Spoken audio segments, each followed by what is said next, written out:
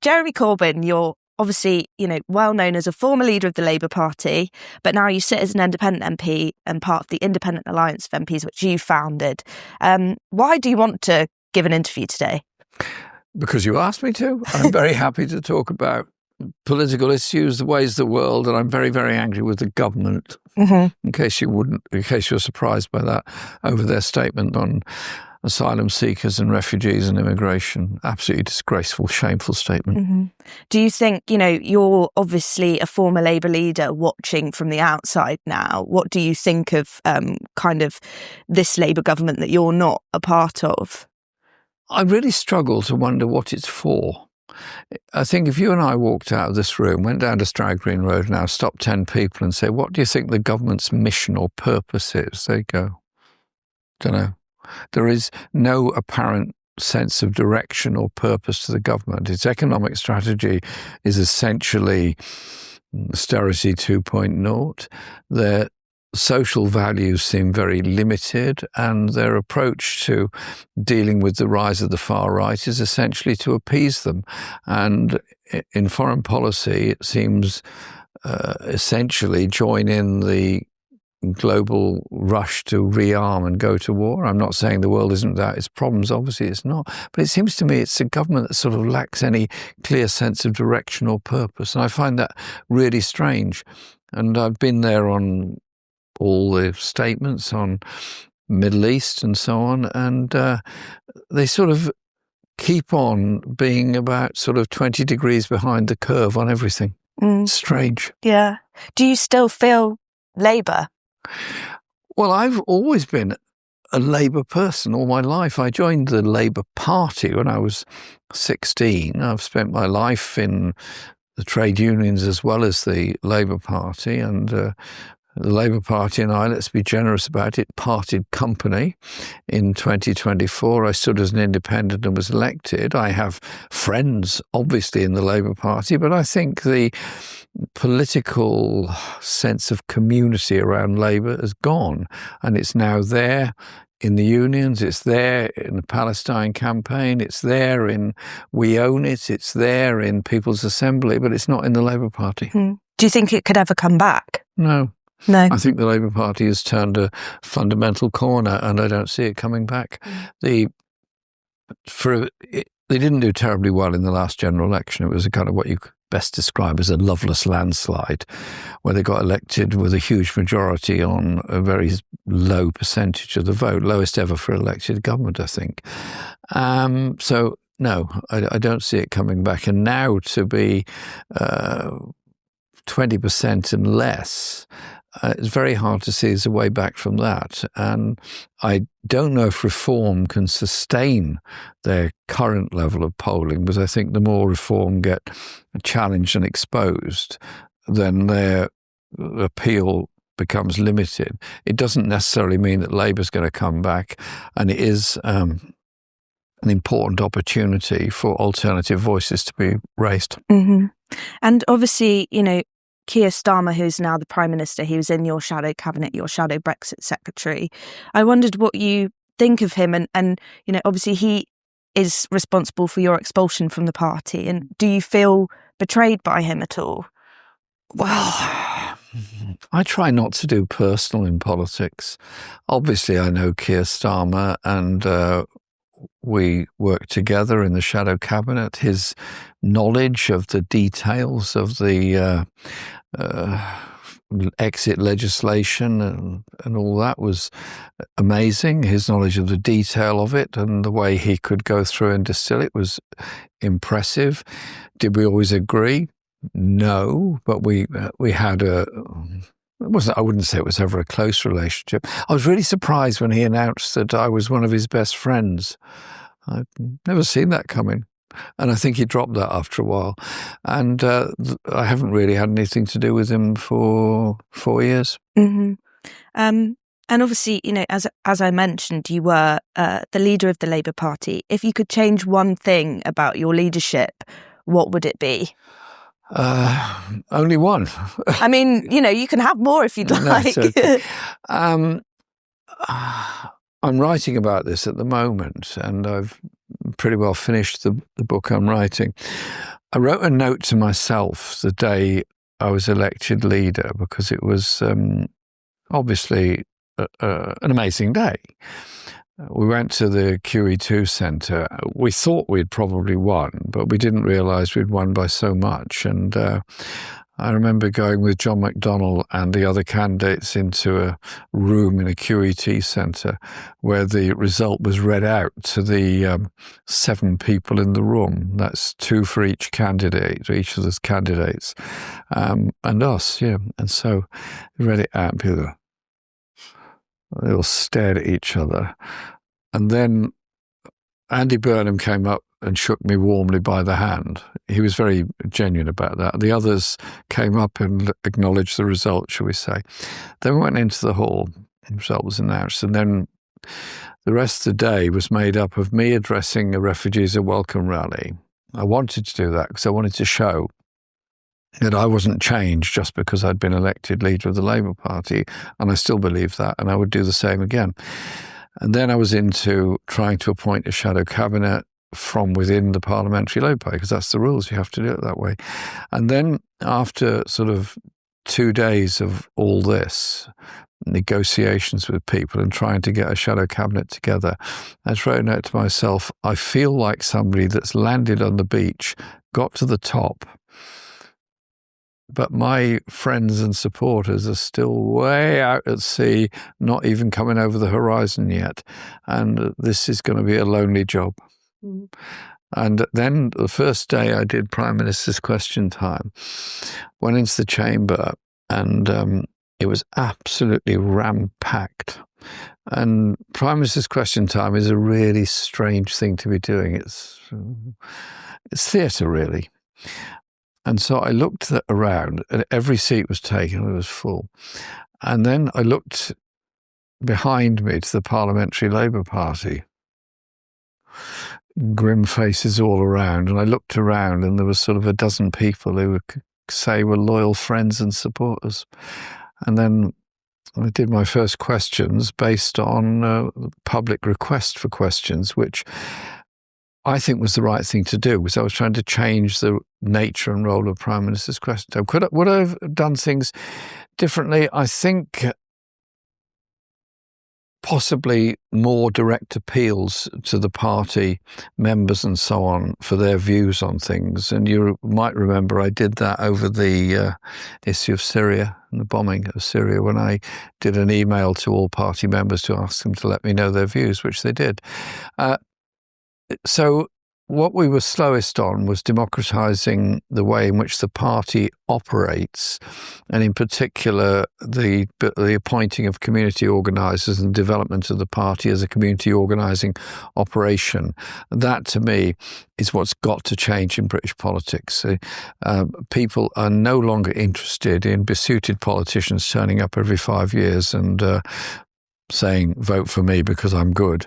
What they want to see is, I think what's needed is empowerment of our communities. And that's why, since I was elected as now the independent MP for Islington North, I promised we would do monthly forums, which is what we do. Public forums, all well oversubscribed, and we concentrate on a particular subject each month. So we're doing housing, we're doing private rented sector, we're doing mental health, and people come and explain their experiences. And then together we work out what we can do about their local circumstances and what they'd like me to do as their MP in Parliament. And you can sort of see we're gradually building up a quite substantial community of people who don't necessarily all agree with each other or even think the same way, because they are a cross-section of the community. And that's what communities are about. Yeah. I wanted to ask you, because obviously, you've made that transition from a Labour MP. You're a Labour MP for decades, onto the backbenches and being an independent MP. How was that transition for you? And I guess you kind of brought it out there, but has it allowed you to do things like what you've just mentioned that you maybe couldn't have done as a Labour MP? I did quite a lot of that sort of thing as the local MP, but what's different is not having a local party to report to. I used to religiously attend the GC meeting in Islington North every month. I mean, they got messed up over over COVID. But I did quite a lot of that, but now it's the only form of accountability there is for me within the community. Being an independent MP, it's different. Interestingly, everybody wants to talk to you. Or to begin with, nobody wanted to talk to me. First day after the election, nah. The only people that spoke to me were the catering staff, the cleaners and the security, and a few Labour MPs, or friends like John McDonnell, Richard Burgon and so on. And so it also means you've got to work much harder because there's no whip to advise you what's going on. There's nobody to tell you what all the legislation means. You've got to work it out for yourself or find some other source of finding it out.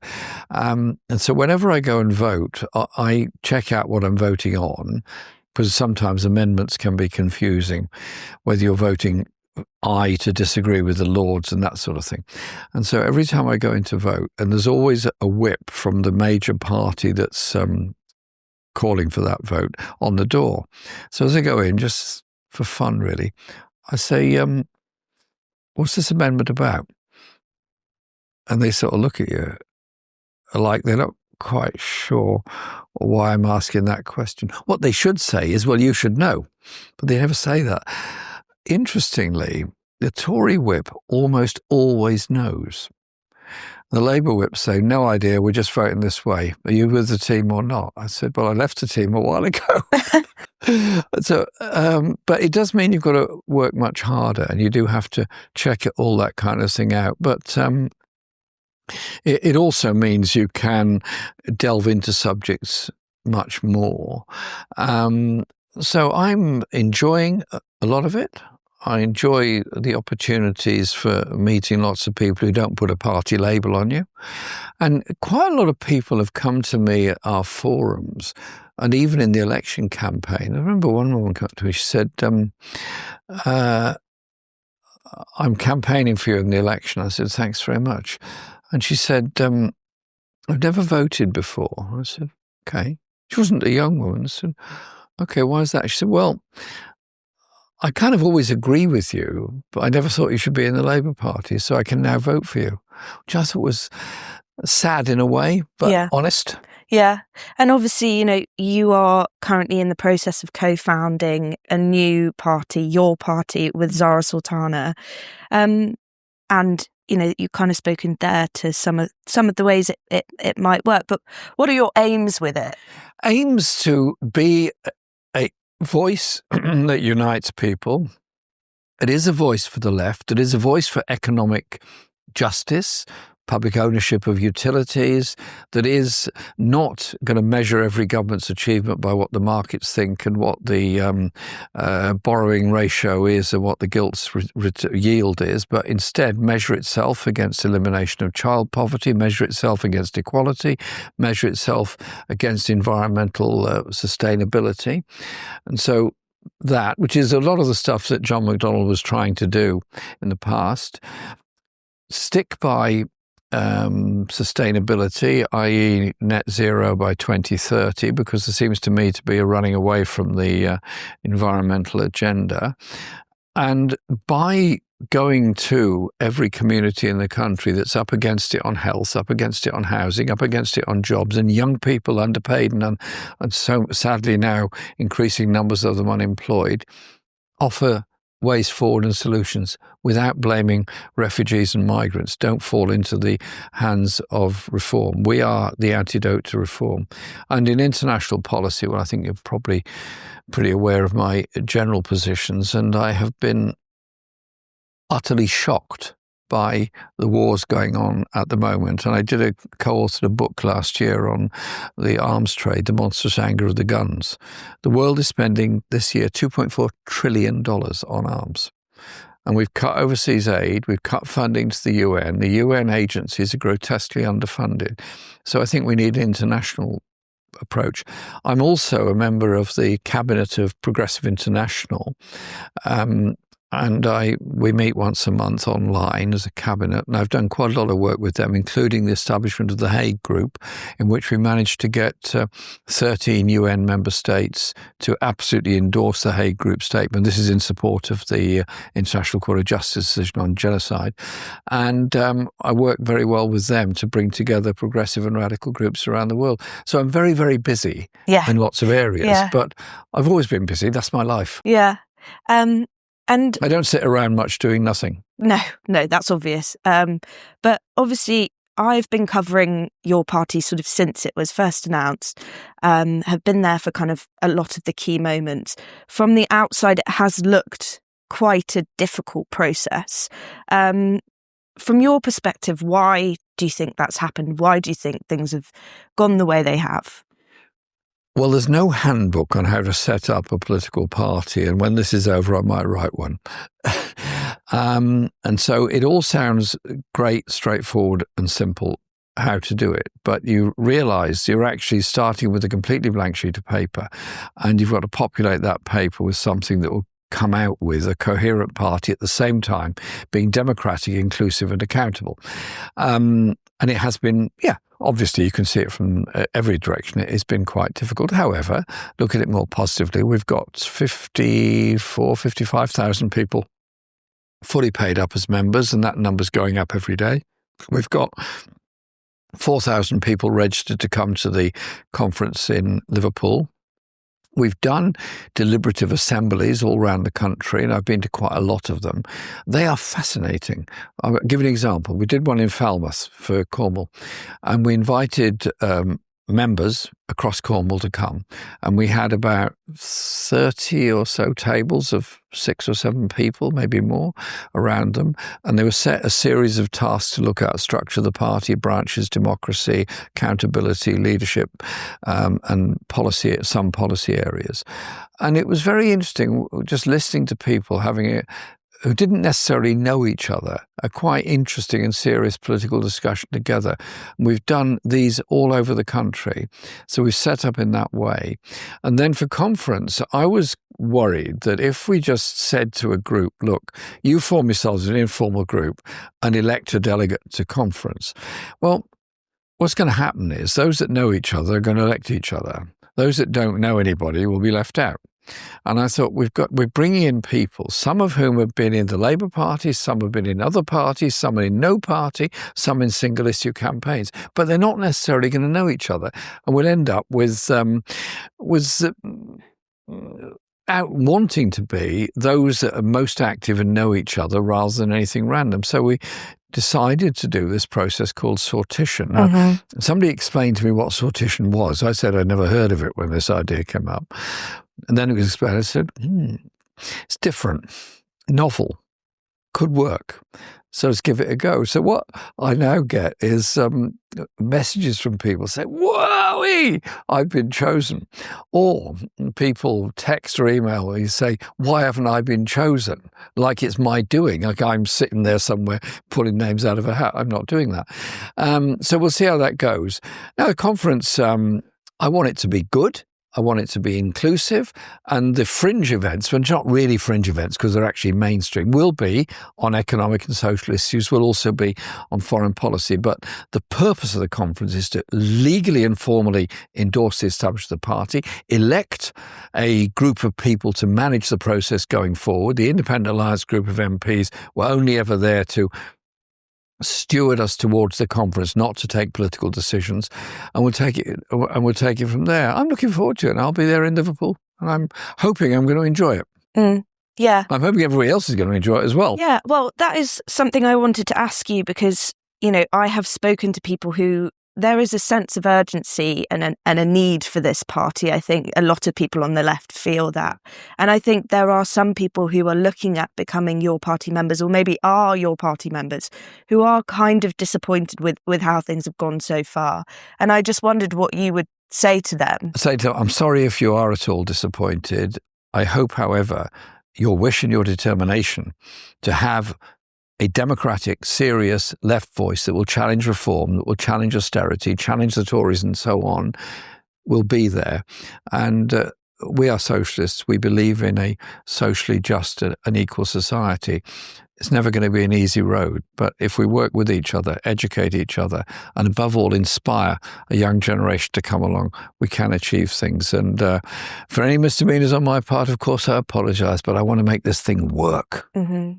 And, obviously you left the Labour Party, you're not leader anymore, have gone to the backbenches. Did you ever see yourself doing something like this, setting up a new party? Because, you have had a very illustrious career. You've got a lot of stuff done, and this does seem like quite a big undertaking. So could you ever, did you want to actually do something like this? I remember many years ago, Tony Benn and I must have been at the depths of New Labour. And Tony and I were discussing what would happen in the future. Would the Labour Party survive? And Tony said, do you think it'll survive? And I said, could, but probably not, because it's too much predilection to go to war and everything else. This was under Blair. And so I said to Tony, so what's the alternative then? He said, well, if we formed a new party, it wouldn't be easy. And that's what he said. He said it wouldn't. I said, what do you mean? He said, just think about it. You've got to bring together lots of people, some of whom won't know each other, some of whom will be in competition with each other. So it's not going to be easy. He said, but the flame of socialism must be kept alive. And this was the sort of view he had. So did I ever envisage doing this?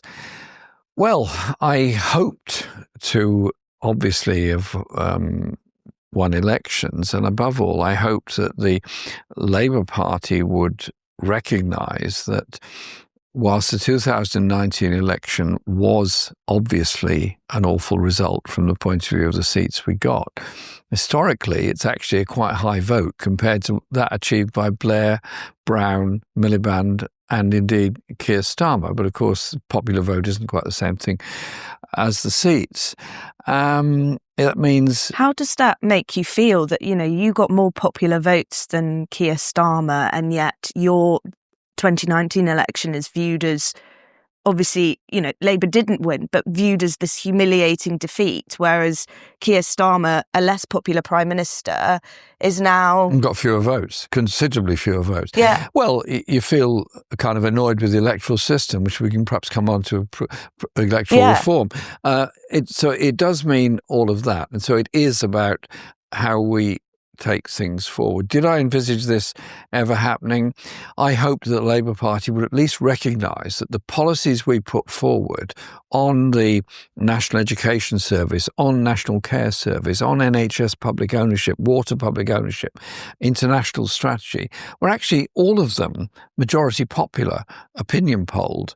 Individuals like me who were really seriously under attack from much of the mainstream media. Yes, I had a lot of very great and loyal support from a lot of people, but I also had a massive opposition, which I had to contend with. So it was a fascinating experience. I never thought I would, and I still don't, would give up being politically active, give up promoting the sort of causes I do. And I don't know if you remember this. The last Prime Minister's Question Time I did, Boris Johnson was actually quite kind towards me for once, and so on. And then my last words were, "Thanks for what you said. It sounded a bit like an obituary. By the way, I'm not dead yet, and I will never be silenced." And I'm not. No. And obviously, Zarah has said she has plans to run to be leader or co-leader of your party. Do you have plans? I want us to get a leadership team around by the election of a committee, and if people want me to be the leader or somebody else to be the leader, then that's the democratic choice that will be made. I'm very prepared to do that job. Not unlimited time. I want to see it started. I want to see it underway. That's my purpose, is to get this party going and to get the principle of this space occupied by radical voices, so we don't have the politics decided by what the government says on immigration rivaling what reforms say on immigration, rivaling what the Tories say on immigration. For example, I want to see something better. So you would put your hat in the ring? I'm around. I'm here. Yeah. I wanted to ask you something. I wrote a story recently about several incidents at events that have involved your party where you have been pressed on your record on Zionism. And I wondered how that made you feel and where you think it is coming from. I think it's coming from a very small group of people in a very small organisation that obsessively turn up at every event that I go to and ask exactly the same question. I don't think I need to defend my own record and support for the people of Palestine or opposition to what is, after all, the Zionist project of the Greater Israel, which the British government is silent on, but the Israeli government is pursuing vigorously, the occupation of the West Bank, the destruction of Gaza, and the refusal of allowing the Palestinian refugees to return home. And so I'm very clear that the future for the Palestinian people must be for them to decide. It's not up to you or me to tell the Palestinian people how to conduct their struggle for their own identity. It's up to us in solidarity to support them, and that's what I do. Mm-hmm. And bringing it back onto something you mentioned earlier about electoral reform, do you think your party could achieve electoral success under our current system, or do you think the electoral system would need to be reformed in order for you to sort of make those gains? You do both. Nobody predicted that there would be this number of independents elected at the last general election, and fair play to them for winning. On the day that Adnan Hussein was elected as MP for Blackburn, that morning, he was given a 1% chance of winning by the bookies. I love it when the bookies lose. I absolutely love it. He's not a betting man, so I don't suppose he put any money on it. But all of my colleagues, they all were given a less than evens chance of winning their seats, yet they all won them. That was under first past the post. But of course, with a multi-party entry into first past the post, there are going to be people elected on 25% of the vote. I don't think the public mood will stand for this forever. I think we should be looking at fundamental democratic reforms in our society. Abolition of the House of Lords and elected upper chamber. Election of a head of state.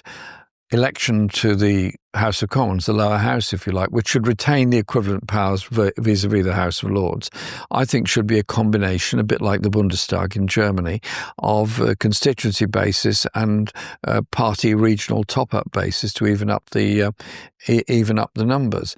But I also think it's about democracy of Parliament. I remember, quote Tony Benn again, we did the Commonwealth of Britain bill in which we said the royal prerogative should not be conducted in isolation by the Prime Minister or individual ministers, should be subject to parliamentary scrutiny. Likewise, Shami Chakrabarti and I drafted essentially a War Powers Act, which would mean that the government could not, using the royal prerogative, take us into war. We need a fundamental democratic reform. So what I'm hoping we can do after we've set up our party is have democratic constitutional assemblies around the country. So we're going to be there through the party and through the Peace and Justice Project, which I set up after last election. We're going to be there promoting these kind of democratic debates and discussions. There's a big thirst out there. People want to be involved, and we're going to give them that space. Yeah. I have one final question for you.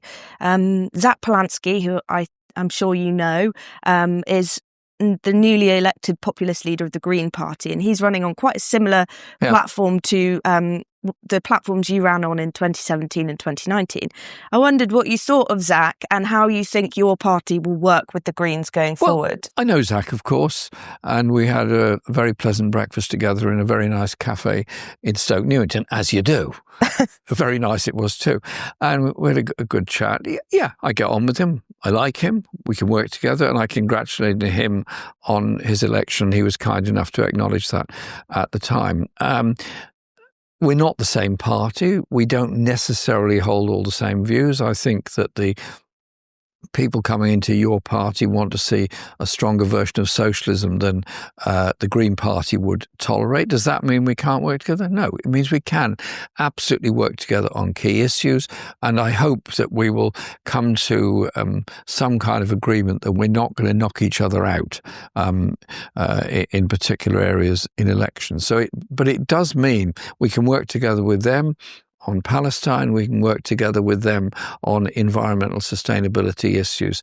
Surely what the public need is that. And if we're providing a space and a voice and an opportunity for a united left to put forward that position, that's got to be a good thing. It's got to be a good thing for our politics. We've got a triopoly of political thinking in Westminster at the moment. Tories, Labour and Lib Dem, basically the same on foreign policy, economic policy and social issues. Yeah. So it's about working together rather than being in opposition.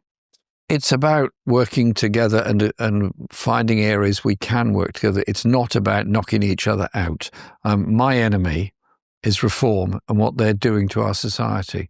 The racism they're promoting, the violence that Tommy Robinson and his friends bring to the streets. That's the dangers in our society. And there's some horrible parallels with what happened all over Europe in the 1920s and 1930s. We've got to stand up for social justice and not allow the blame culture towards very vulnerable people fleeing in desperation to try and get to a place of safety.